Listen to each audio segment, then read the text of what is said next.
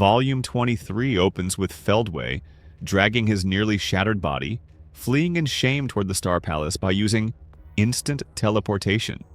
Even though his flesh had been torn to pieces by Diablo and the pain was unbearable, arriving at the Star Palace gave him a brief, fleeting sense of relief. It was worth noting that only a handful of beings were capable of teleporting directly into the Star Palace. Normally, the only access point was the Celestial Tower, guarded by de Gruel. But with Ivaraj and the army of cryptids now disrupting that passage, breaking through the Celestial Tower had become virtually impossible. Theoretically, the Star Palace remained a zone of absolute safety. Staggering toward the throne, Feldway tried to reassure himself. If he managed to buy just enough time, his wounds would eventually heal. Diablo's strength had far exceeded his expectations, so much so that it seemed outright abnormal. Yet Feldway was convinced he would win in their next confrontation.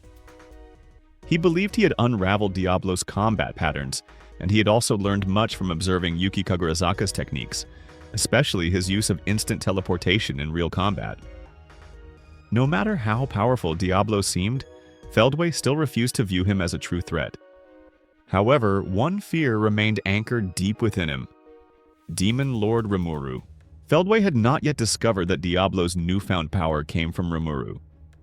Instead, what tormented him was an instinctive fear toward that slime who had managed to return from the very end of space-time itself, an event that defied all comprehension. More importantly, it meant that Feldway's ultimate attack, Chronosaltation, had completely failed against Rimuru. This skill causes time to flow only around the targeted individuals, creating a distortion where the temporal stream collides with frozen space. The resulting backlash hurls the target into the temporal flow at an accelerated speed while the world around them remains frozen, flinging them through time and space, potentially reaching the very end of space-time. This skill imposed incredibly strict activation conditions. Yet Rimuru had brushed it aside without the slightest effort. Muttering to himself, Feldway desperately wished Rimuru had been erased at the outermost edges of time and space. Meanwhile, he continued down the shattered corridor, heading straight toward the throne. However, when he lifted his eyes toward the throne, the scene before him nearly stopped what was left of his chaotic breathing. The hall was not empty.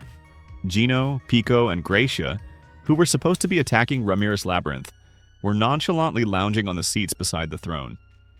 Their relaxed attitude made them look like tourists just returning from vacation, not commanders in the middle of a war. Worse, they were wearing mocking smiles and commenting on how miserable Feldway looked, joking that he must have taken quite the beating. Feldway, who had already learned of Vega's defeat during his battle against Diablo, swallowed his rage and pain, demanding to know whether the trio had come crawling back like beaten dogs simply because Vega had lost. But Gino's response sent Feldway's blood pressure soaring again. He claimed that conquering Ramirez Labyrinth was an impossible mission. Not only Vega, but even Insector King Zelanus, who was supposed to be invincible, had been taken down by Zegan. It was nothing less than devastating. Although Feldway had mentally prepared himself for Vega's failure, knowing the man's arrogance and unreliability, he had always viewed Zelanus as his trump card. With existence points exceeding 100 million, Zelanus was a monster comparable to a true dragon. Feldway had believed that even if Vega were to fall, Zelanus would hold the line, giving him room to salvage the situation. It was only at that moment that he realized just how naive he had been. Almost instinctively, he asked again whether it was Diablo who had defeated Zelanus. Gino corrected him with deliberate emphasis. The one who had killed Zelanus was Zegion. It was like a thunderbolt. Diablo's strength was already terrifying, and now Rimuru had under his command another monster capable of overwhelming Zelanus in single combat. From this short exchange, Gino, Pico, and Gracia quickly deduced that it had been Diablo who left Feldway in such a pitiful state. Naturally, they couldn't pass up the chance to mock him. They began praising Diablo's overwhelming strength and debating whether Zegan might be even stronger. They speculated that Zegion must also be approaching the Catastrophe class, and that it would be difficult to say who was truly the strongest: Diablo, Zegion, and Rimuru, the one who commanded them both. not to mention Milim and other formidable obstacles standing in his way. The enemies Feldway needed to eliminate to achieve his ambitions kept increasing without end. At this stage, he could only rely on whatever chaos Ivorage might manage to create to determine the next phase of his actions. However, before Feldway could even process all this crushing information, Gino's aura suddenly shifted. The usually sleepy and laid-back fallen angel vanished, replaced by a sharp and authoritative presence worthy of one of the 7 original angels. Gino stared Feldway straight in the eyes and declared that the holy relics he had so carefully protected had disappeared, then asked if Feldway knew anything about it. Feldway's heart tightened violently. He immediately turned toward the space behind the throne. There stood the door leading to the underground sanctuary chamber. Its material and construction were as sturdy as the outer walls of the Celestial Tower, originally designed as an impenetrable barrier against all intruders. Yet now, that door had been obliterated. Fragments were scattered across the floor. The staircase descending into the underground was fully exposed, and inside, everything was empty. The sacred coffin that held the bodies of the Star King Veldanava and his beloved wife, Princess Lucia, was gone. This coffin had been Gino's most precious treasure ever since he had retrieved their remains, and the number of people aware of its existence was extremely limited. It was an absolute top-level secret. The coffin itself had been infused with Holy Spirit energy, a divine artifact comparable to the one Luminous once used to seal Cronoa. It should have been absolutely impossible to destroy. Moreover, Feldway himself had participated in the construction of this domain and had reinforced its defenses countless times. It was precisely because of its flawless security that Feldway had once placed his true body there. Both Feldway and Gino initially suspected Ivorage, but Gino no longer cared about sparing Feldway's pride. He bluntly pointed out that this incident was due to Feldway's negligence. If Feldway had not lifted the protective barrier of the Star Palace, the 2 holy relics could never have been stolen. Feldway had no argument to defend himself. If Veldanava were ever to be resurrected, the loss of his body would indeed be problematic. But as an immortal true dragon, he would still be capable of regenerating a form from nothing and returning. The real issue concerned Lucia. She was different. She had been human. A high human, to be precise. Once her body was lost, it meant complete eradication with no possibility of return. What Feldway had protected with the utmost care all this time were precisely those 2 relics.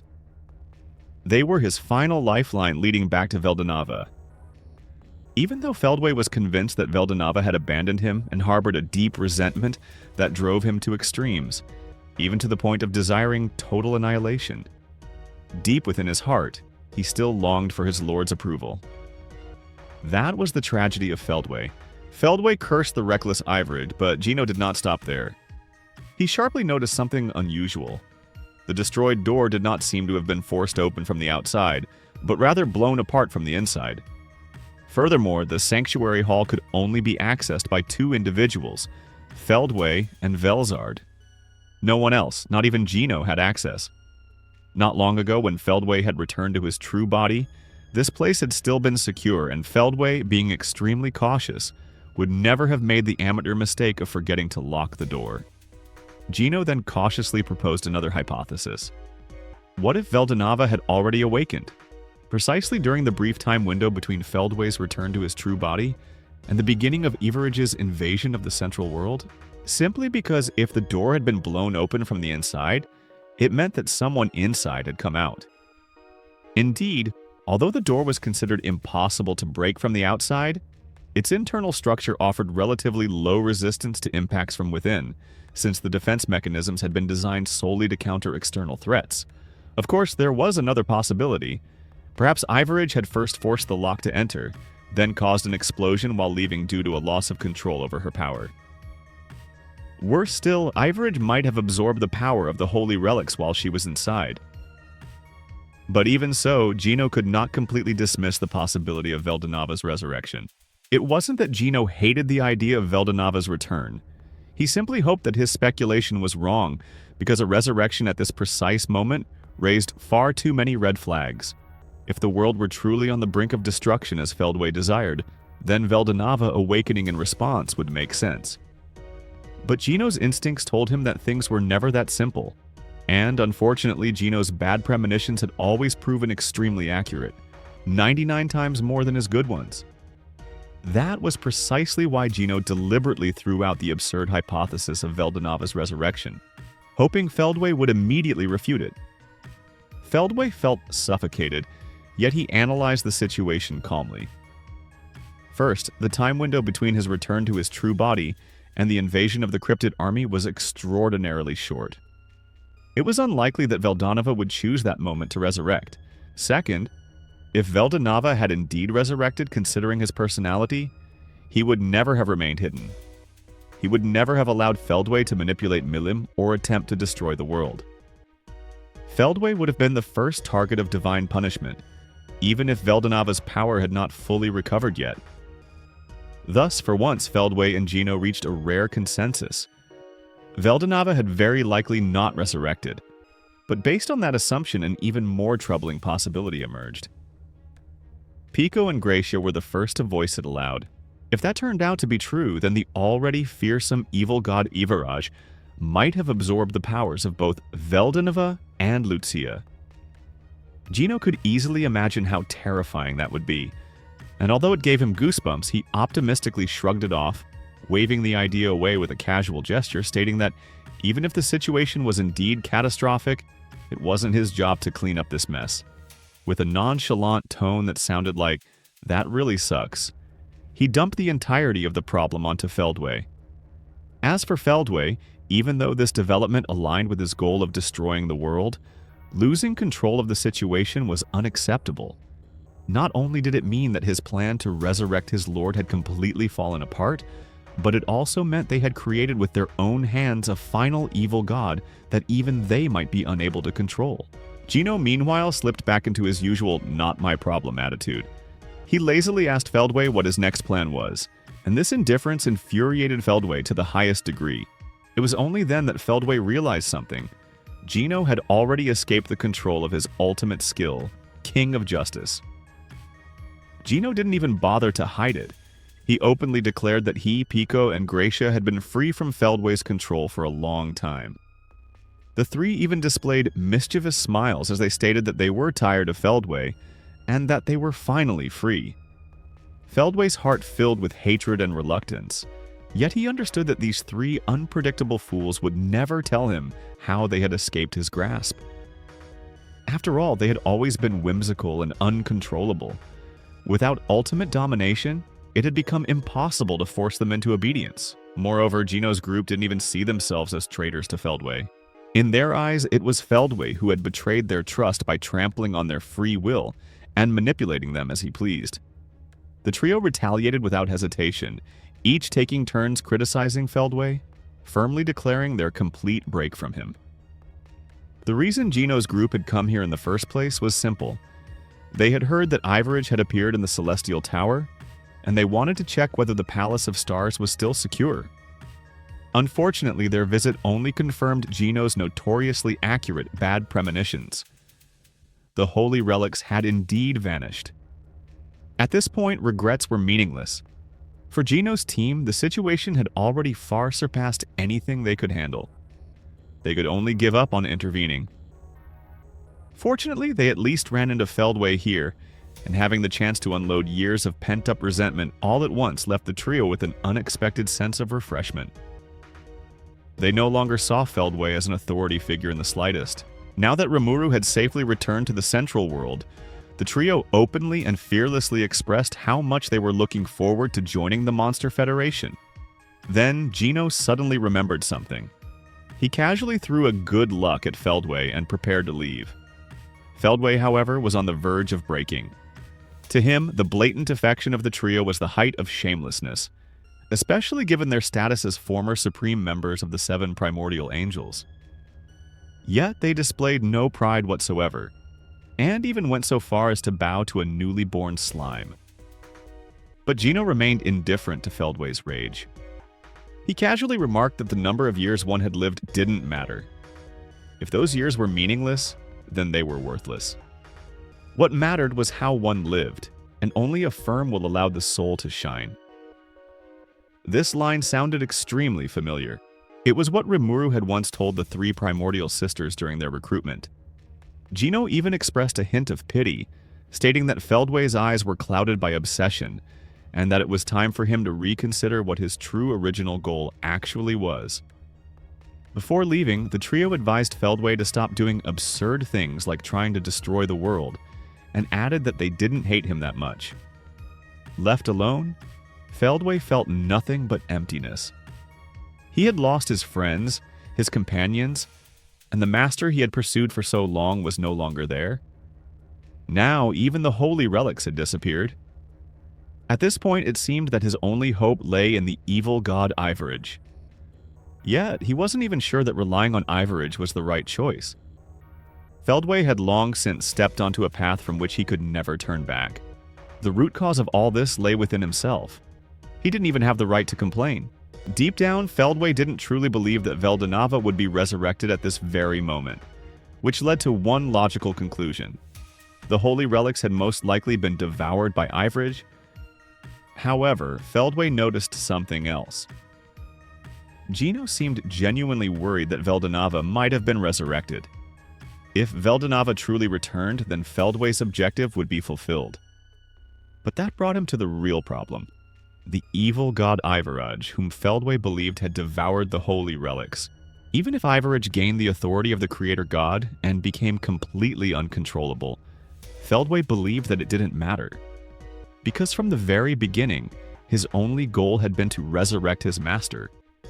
Whether it was by controlling Milim or destroying the world, Feldway had wished only for the appearance of Veldanava, for his resurrection, and for him to personally come and stop him.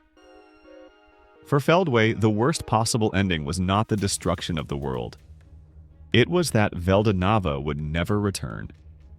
Deep within a hidden corner of his heart, Feldway already knew that this was the hollowest and most despairing future imaginable. But at that very moment, a chilling shiver ran through him. He also knew that Gino's ominous intuitions were never wrong. The fact that Gino was this worried likely meant that Veldanava truly could be resurrecting. It had been wretched humans who killed Veldanava, and Feldway's group had been abandoned for failing to protect their master. Humanity deserved to be purged, and if that could contribute to Veldanava's return, it should have been a source of immense joy. Michael thought this way, and Feldway agreed with him, but what if Veldanava's true intention had never been to prevent the destruction of the world? This hypothesis was particularly disturbing. From the beginning, Michael and Feldway had done everything in their power to resurrect Veldanava. Feldway had only considered destroying the world when he was pushed into a corner, and it was precisely at the moment he embraced this extreme thought that signs of resurrection began to appear. This pushed Feldway to wonder whether Veldanava's true objective was, in reality, the destruction of the world. Only now did he realize that he had never truly grasped his master's intentions. His murmurs echoed throughout the deserted Palace of Stars, far louder than he had expected. But the place had long been empty. There was no one left to answer Feldway's ultimate question. On the front lines, Luminous swept her gaze across the immensity of the battlefield. A vast theater of destruction where every movement, every scream decided the fate of all humanity. A precarious balance between survival and total annihilation. A defeat here would mark not only the end of the fighting, but the pure and simple extinction of any form of future, pushing the warriors to draw upon their very last strength, transforming their fear into a collective fury that illuminated the surrounding chaos. She then encouraged all the fighters through a telepathic transmission, reminding them that even without limbs or with their magical reserves exhausted, they must not retreat, but instead feel honored to discover a profound meaning to their existence in this critical moment. Soon, a strange, feverish heat enveloped the terrain, amplifying the tension as if the very atmosphere were boiling with palpable energy. To the north, Lewis, Gunther, Adelman, Gadra, and their allies struggled against Habataki, sowing disorder with unpredictable attacks that defied all anticipation. These enemies were so vicious that surviving their first offensive bordered on a miracle. But the arrival of Mai Faruqi changed everything. opening avenues for counterattacks that restored hope within this vortex of confusion. To the west, Shion and her group faced Kakeyashi. Sare and Gregory, who had been forced to flee earlier, surpassed themselves despite their grumbling, contributing relentlessly to the defensive line. Sare in particular maintained the holy field at the same time, a vital barrier whose fall would mean absolute disaster. He fully understood the stakes, and the weight on his shoulders must have been crushing, an invisible stress gnawing at him from within. The giants, once natural enemies of Luminous and forming the core of the giant chained gods, had become solid and imposing allies. Alongside other illustrious fighters, they gradually eroded the enemy ranks, cutting through the opposition with a perseverance that turned chaos into a measured progression. To the south, Ultima reigned supreme against Swim, that starborn fish who could not match her relentless fury. Luminous herself marveled at this expected yet impressive performance, inwardly admitting that the other forces were nothing more than secondary support. And yet, they cooperated harmoniously, eliminating the bizarre cryptids that emerged again and again so as not to hinder Ultima, a crucial mission that kept the front stable despite its apparent simplicity. Then the reinforcements under Benimaru's command surged forth, injecting new momentum into the battle. As these divine monsters from another world fell one after another, the tide seemed to turn, shifting from imminent threat to growing advantage, reinvigorating the exhausted troops. Yet on the eastern flank, Everage, the destruction dragon, remained motionless, a chilling silence that instilled a creeping horror. Luminous's ultrasense had blared maximum alert from the very beginning, an incessant warning vibrating through her being. But suddenly, nothing. An absolute void that swallowed everything. Luminous wondered if the time for vigilance had passed, interpreting this deceptive calm with perfect clarity. All sounds on the battlefield faded away, leaving behind an oppressive silence soon broken by an evil laugh. Innocent on the surface, yet tainted with a childlike darkness that chilled the bones.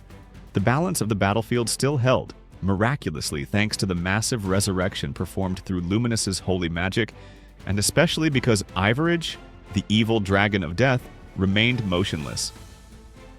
But everyone felt that this fragile status quo could collapse at any moment.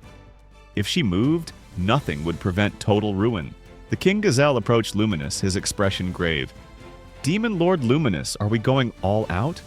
Do we deploy all guerrilla units on Ivorage?" Luminous grimaced. A low growl escaped her. Sending everything now would doom another front to collapse with no chance of recovery. But letting things continue like this meant the East would fall for sure. No time to think. And that's when the worst happened. Ivorage's aura flickered. "Wait, her appearance? It's changing!" someone shouted. No one even bothered wondering whether her power was increasing. They had never been able to measure it anyway. Slowly, the monstrous silhouette descended toward the ground, and when the light faded, a woman of unreal beauty stood there. Gazelle muttered, "A beauty like that. Do you know her?" Luminous remained silent.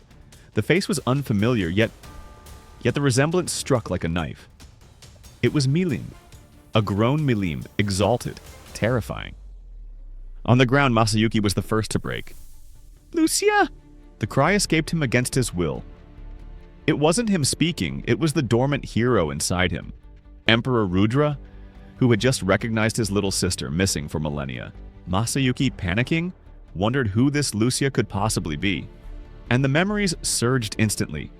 He understood immediately the situation had just turned nightmarish. At the same moment, the three cryptid generals completed their metamorphosis. A power so insane that even Velgrind, unable to read their limits, was left speechless. And as if that weren't enough, the corpse of Jahaile, abandoned on the ground, began to move in a repulsive manner. High above in the sky, invisible to all, a presence observed the scene with a cold smile. "My wife has returned. My daughter will arrive soon. This time the family will be reunited. I will not choose wrong ever again. Only the worthy will survive." No one on the battlefield heard that cruel voice. Meanwhile, in Eurazenia, Velzard, deprived of Twilight Valentine, had completely lost her sanity. She transformed into her ultimate form as a true dragon, the most powerful of all draconic species. Facing her, Guy Crimson at the front line, Carrera and Rain on the flanks, Testarossa in full support. None of them trembled. Why? Because Testarossa had just delivered the news that changed everything. Lord Rimuru has returned. Guy immediately snickered. Oh yeah? When that bastard shows up, tell him to come give me a hand right away. Testarossa answered calmly. Even without your request, Lord Rimuru already has his plan. But first, we must bring Milim-sama back to herself. On the Urizania front, the battlefield looked like a frozen hell. Velzard, completely out of control, unleashed waves of holy destruction that could have erased entire countries in mere seconds. And yet, no one panicked. Carrera, still steaming from having been turned into an ice sculpture moments earlier, hadn't lost a single shred of her legendary rage. Her consciousness had remained intact. Even while she had been trapped in the ice, and the instant she broke free, she had immediately charged her daily ultimate skill, Judgment Bullet, a bullet capable of erasing any god. She had aimed and fired, and the projectile would have bounced off pitifully if Testarossa hadn't, in a fraction of a second, deployed the void like an invisible blade to carve a perfect corridor through Velzard's impenetrable defensive field. The shot passed, it hit. And even then, Velzard had taken only a scratch. Carrera still screamed her blind faith. Lord Rimuru's judgment is perfect, I'm telling you. No matter why he disappeared, I trust him 100%. Rain, on the opposite end, embodied absolute caution. She dodged, harassed, diverted attention, but above all, she calculated. Guy-sama, seriously, why burn ourselves out now? We hold the line, we avoid fatal hits, we wait for Rimuru-sama to arrive, and then we switch to easy mode. The evacuation is almost done. Misery, Moss, and Esprit will show up any second. She talked about the subordinates of others as if they were her own pieces on a board. Typical Rain, always searching for the most profitable path. And at the center of this absolute chaos, Guy Crimson. Guy was doing something completely insane. Every time Velzard unleashed a storm of absolute ice or an explosion capable of blowing countries off the map, he countered it with Void. He had copied Testarossa's perfect mastery of Void just by watching her perform it. Testarossa, who already struggled to maintain her own Void continuously, clenched her teeth in frustration as she watched Guy use the same technique with insulting ease. But Guy wasn't showing off. He wanted to do something far more dangerous. Detach his astral body and dive directly into Velzard's mind to reconnect her to her senses. It was the only way to stop her without killing her. Problem. During that time, his physical body would be completely vulnerable against an enraged Velzard. Even with Testarossa, Carrera, and Rain around him, it was guaranteed suicide. Testarossa, while blocking another wave with her own Void, shouted over the roar of destruction. Guy, can you really bring her back to herself? Guy, between two openings of black emptiness, replied without hesitation. Yes, but not if I have to fight at the same time. It was the raw truth. He had already given everything just to stay alive. Testarossa grimaced. She herself was at the limit of her strength, trying to maintain Void continuously. Diving into Velzard's mind? Impossible. She would be annihilated instantly. Carrera, on her side, was yelling in frustration. My normal attacks don't even scratch her. Besides Judgment Bullet, nothing gets through. She's too damn tough, it's infuriating. She was right. Killing Velzard wasn't the goal. Bringing her back to reason was. And for that, they were stuck. Rain, meanwhile, was almost secretly delighted. Wait for Rimuru-sama? That was the perfect plan. Zero unnecessary risks, everyone stays alive, and as soon as Rimuru arrives, it's game over for the problem. To her, Rimuru-sama plus Guy meant nothing was impossible. Why waste extra effort? Guy and Testarossa exchanged a glance in the middle of the chaos. No words needed. They made the same decision at the exact same moment. We wait for Rimuru-sama. Carrera grumbled but agreed. Rain displayed a thinly veiled, victorious smile. The choice was sealed. They were going to hold out, no matter the cost, because Rimuru was returning. And suddenly, in the middle of this frozen chaos, a casual voice crossed the battlefield as if nothing unusual was happening. Well, I'm a little late, sorry. Glad to see you're all still in one piece. Rimuru was there. In the blink of an eye, the entire atmosphere flipped. Shoulders loosened, faces lit up, even in the heart of hell itself. He had used instant movement to teleport directly here, and the first thing he saw was Velzard, in full true dragon form.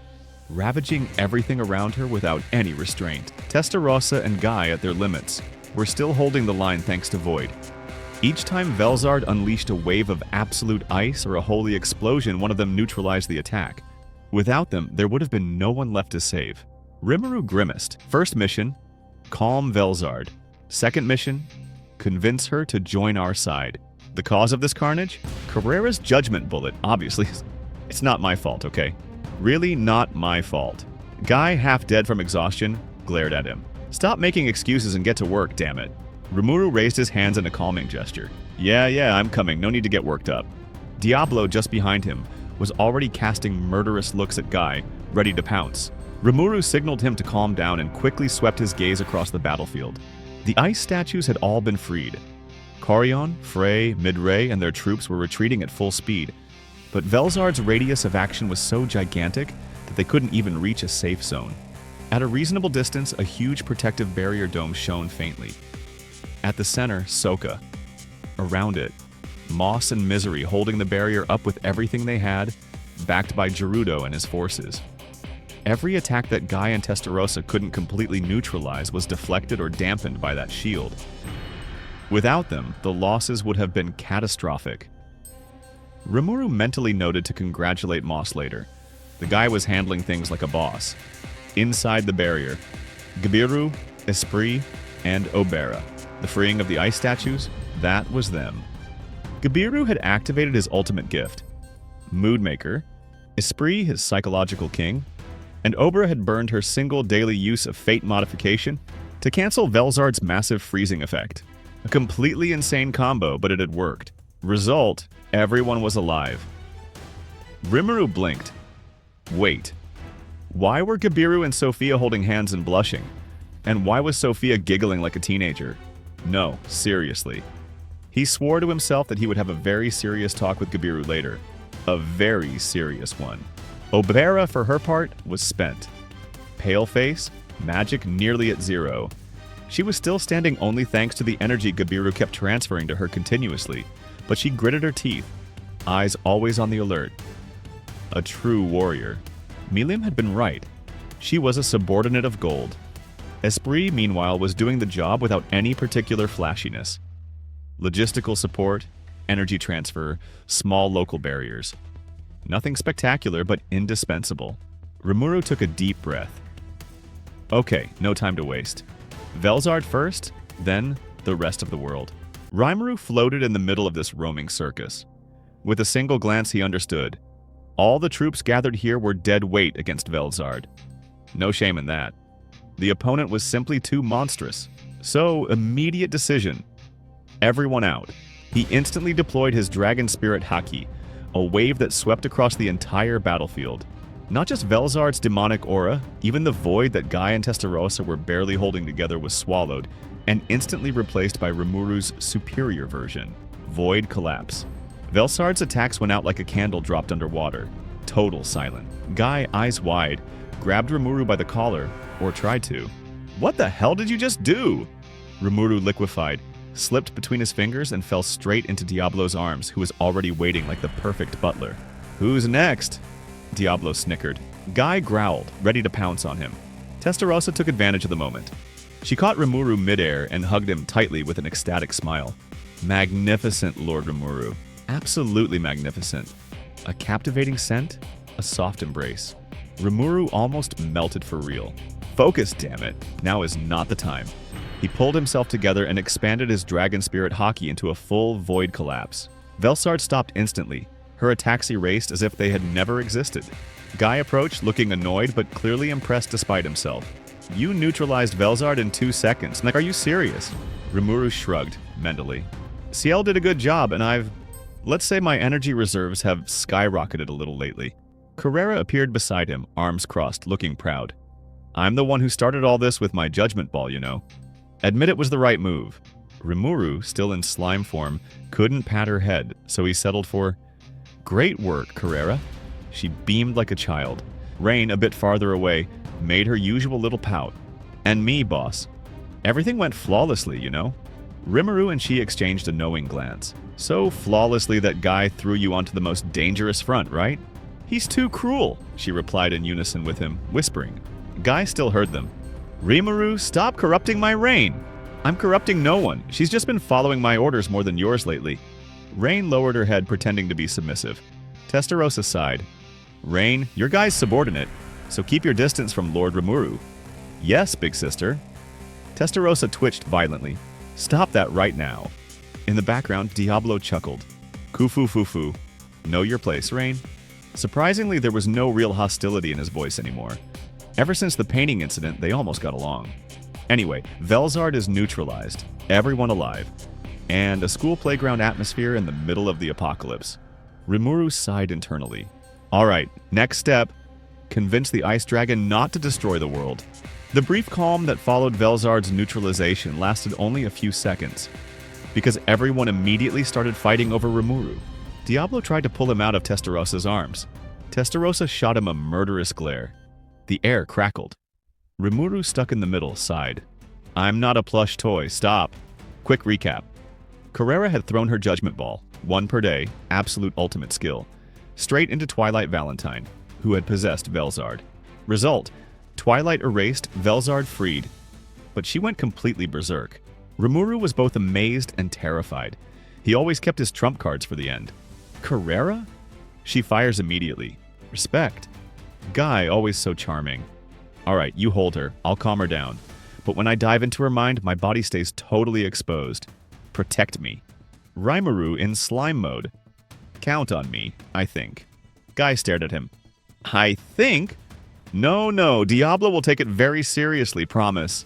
Diablo puffed out his chest, proud as ever. Guy looked at him like he was about to slice him in half. Final plan. Rimuru maintains void collapse to contain Velzard. Guy detaches his astral body and dives into Velzard's mind. Diablo becomes the official human shield, and he loves it. Rimuru gave the orders. Testarossa, Carrera, Rain. All of you go reinforce against Ivorage. Take everyone who can use mass teleportation. Now. Carrera's eyes lit up like headlights. Yes, my lord, I'll obliterate everything.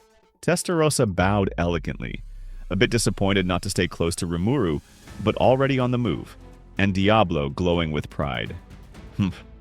Lord Rimuru keeps me by his side.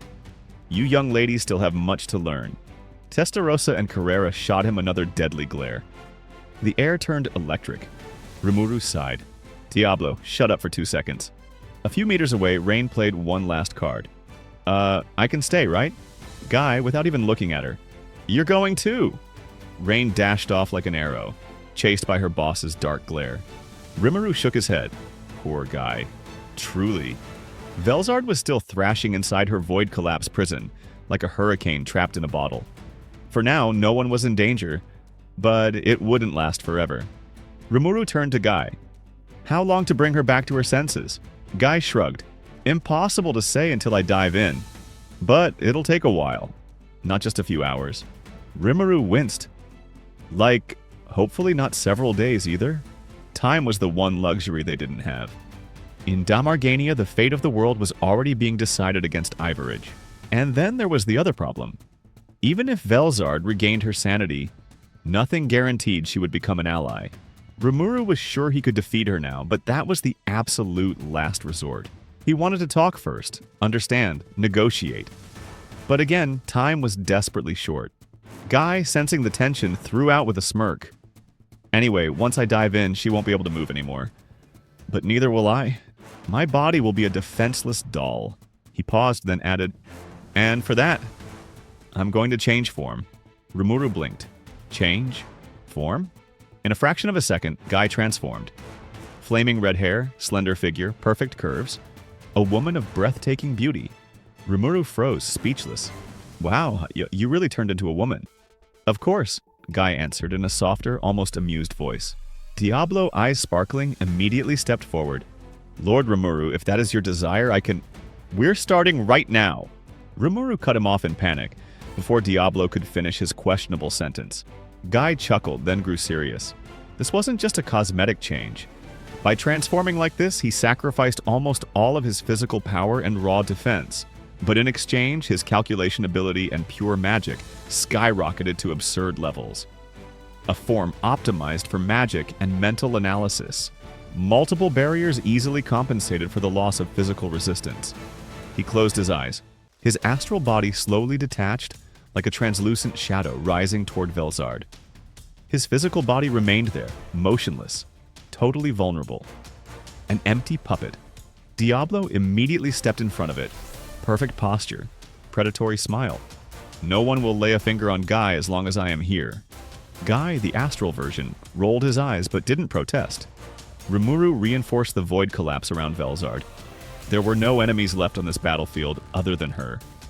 Everything now rested on Guy, and on Rimuru holding the cage long enough. In Guy's mind, a single thought. Anyway, even if I lose, it's no big deal. He had already experienced defeat. He wasn't going to tremble over it. He dove. And then, he had to admit it, Rimuru and Diablo had changed. Radically, especially Diablo. The last memory he had of him was that of an eccentric demon. Strong, yes, but not someone who chased raw power. He sought something else, true strength, the kind that can't be measured, the kind of strength that ensures that on a given battlefield, he never loses. The primordial black.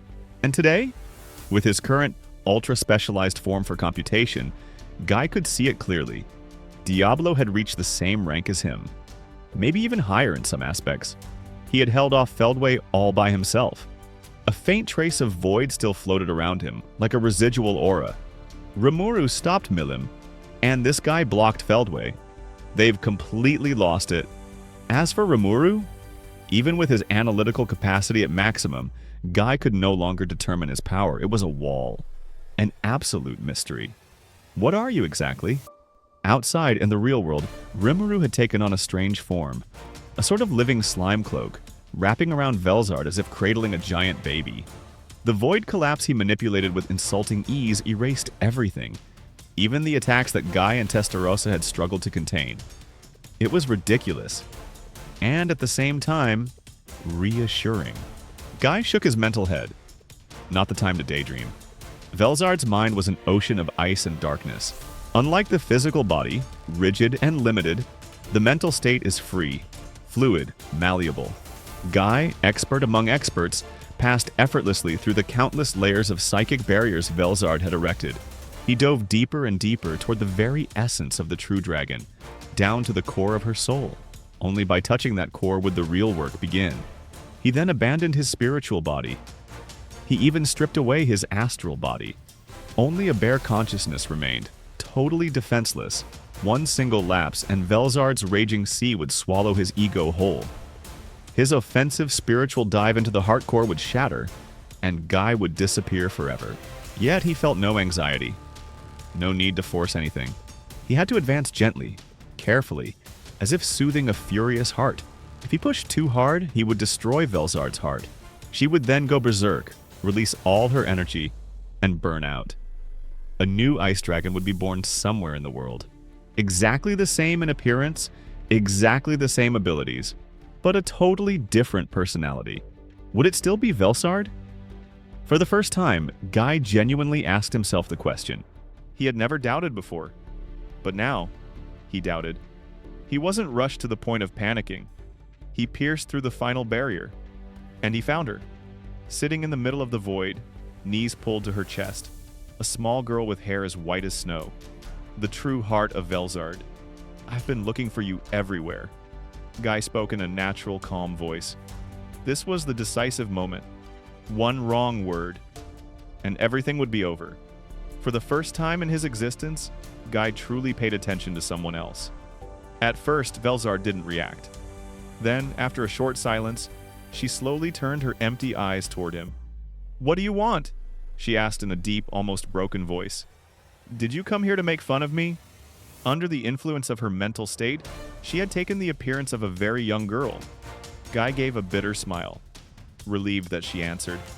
And touched, despite himself, by this fragility she was finally showing, "No, I came to get you.